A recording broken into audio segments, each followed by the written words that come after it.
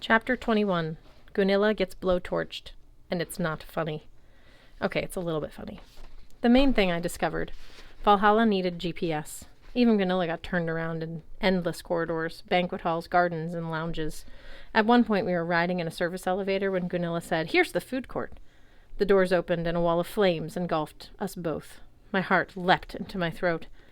I thought Cert had found me. Gunilla screamed and staggered backward. I smashed random buttons until the door shut. Then I did my best to put out the burning hem of Gunilla's dress. "Are you okay?" My pulse was still racing. Gunilla's arms were covered with patches of steaming red skin. "My skin will heal," Gunilla said. "My pride may not. That was Muspelheim, not the food court." I wondered if Cert had engineered our little detour somehow, or if elevator doors in Valhalla often opened into the world of fire. I wasn't sure which possibility was more disturbing. The tightness in Gunilla's voice told me how much pain she was in. I remembered standing over Mallory Keene when she fell in battle, the way I'd been able to sense the damage, and how I could be mended if I'd had more time. I knelt next to the Valkyrie. "May I?" "What are you?" I touched her forearm. My fingers began to steam, drawing the heat from her skin. The redness faded. Her burns disappeared. Even the singed tip of her nose healed. Gunilla stared at me as if I'd sprouted horns. "How did you... You weren't burned either. How?" "I don't know." My head spun with exhaustion. "Good luck? Healthy living?" I tried to stand and promptly collapsed. "Whoa, son of Frey." Gunilla grabbed my arm. The elevator doors opened again. This time we really were in a food court. The smell of lemon chicken and pasta we wafted in. "Let's keep walking. Clear your head." We got some strange looks as we stumbled through the dining area, me leaning against the Valkyrie captain for support, Gunilla's dress still smoking and tattered.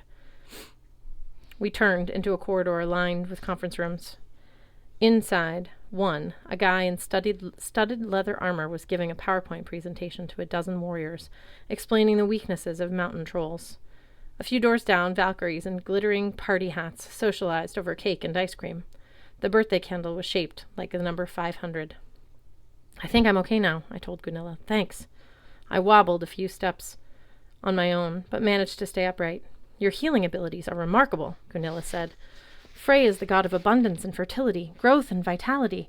I guess that explains it. Still, I have never seen an Einergy who could heal himself so quickly, much less heal others."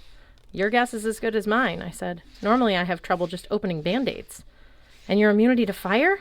I concentrated on the carpet designs, keeping one foot in front of the other. I could walk now, but healing Gunilla's burns had left me feeling like I had just had a bad case of pneumonia. "I don't think it's fire immunity," I said. "I've burned myself before. I have a high tolerance for extreme temperatures, cold, heat. The same thing happened on the Longfellow Bridge when I walked into the flames." My voice faltered. I remembered that Gunilla had edited that video and made me look like a fool. "But you know all about that." Gunilla didn't seem to notice the sarcasm. She absently stroked one of the hammers in her bandolier as if it were a kitten. "Perhaps in the beginning of creation only two worlds existed, Muspelheim and Nilfheim, fire and ice. Life rose between those extremes. Frey is the god of moderate climes and growing season. He represents the middle ground. Perhaps that's why you can resist the heat and the cold." She shook her head. "I don't know, Magnus Chase. It's been a long time since I met a child of Frey." "Why? Are we not allowed in Valhalla?" "Oh, we have some children of Frey in the old days. The kings of Sweden were his descendants, for instance. But we haven't had a new one in Valhalla for centuries.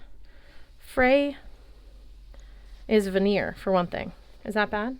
Cert called me Vanir spawn. That wasn't Cert. I thought about my dream, those glowing eyes in the smoke. It was Cert." Gunilla looked like she wanted to argue, but she let it drop. "Whatever the case, the gods are divided into two tribes. The Aesir are mostly gods of war. Odin, Thor, Tyr, and the rest. The Vanir are more like gods of nature. Frey, Freya, their father Njord. It's an oversimplification, but anyway. Long ago, the two tribes had a war. They almost destroyed the 9 worlds. They finally settled their differences. They intermarried, they joined forces against the giants, but still, they're different clans. Some Vanir have palaces in Asgard, the seat of Asir gods, but the Vanir also have their own world, Vanaheim.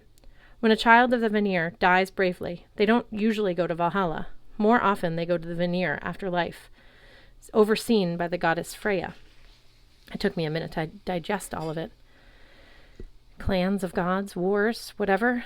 But that last part, the Vanir afterlife? You're telling me there's another place like Valhalla, except for Vanir children, and I'm not there? What if that's where my mom went? What if I'm supposed to? Gunilla took my arm. Her blue eyes were intense with anger. That's right, Magnus. Think about what Simra Albabas has done. I'm not saying all children of Vanir go to Folkvanger. You put them in a Volkswagen? Folkvanger. It's the name of Freya's Hall for the Slain. Oh. My point is, you could have gone there. It would have been more likely. Half of the honored dead go to Odin. Half go to Freya.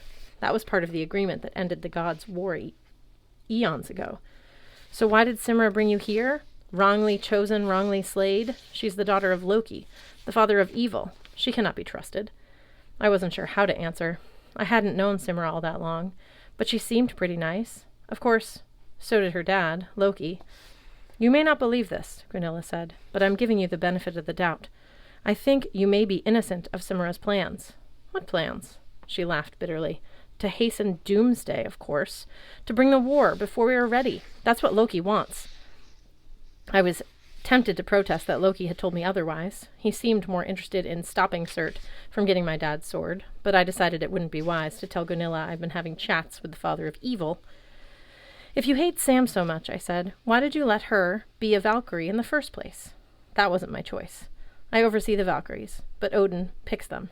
Simra Albabas was the last Valkyrie he chose, 2 years ago under what were unusual circumstances. The Allfather has not appeared in Valhalla since. You think Sam killed him? I meant it as a joke, but Gunilla actually seemed to consider it. I think Simra should never have been chosen as a Valkyrie. I think she's working for her father as a spy and a saboteur. Getting her kicked out of Valhalla was the best thing I ever did. Wow. Magnus, you don't know her. There was another child of Loki here once.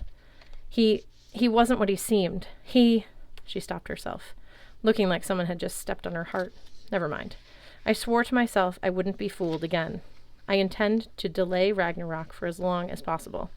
The edge of fear had crept back into her voice. She didn't sound much like the daughter of a war god. Why delay? I asked. Isn't Ragnarok what you're all training for?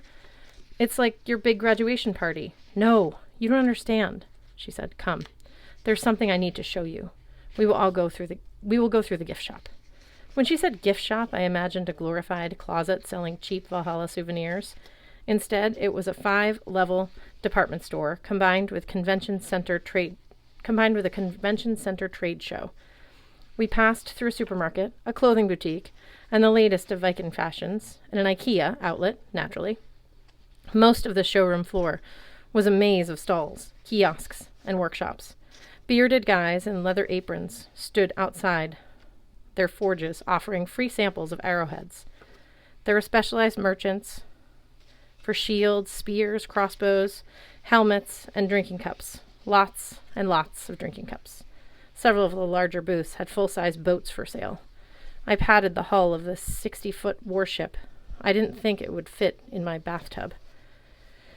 We have several lakes and rivers in Valhalla, Gunilla said. There's also whitewater rafting experience on floor 12. All Einarjar should know how to fight at sea as well as on land. I pointed to a riding ring where a dozen horses were tethered. And those?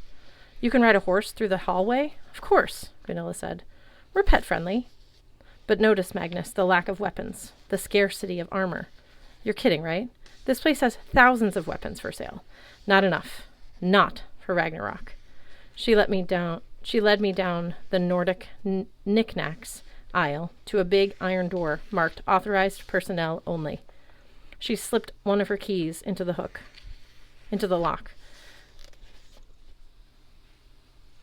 I don't show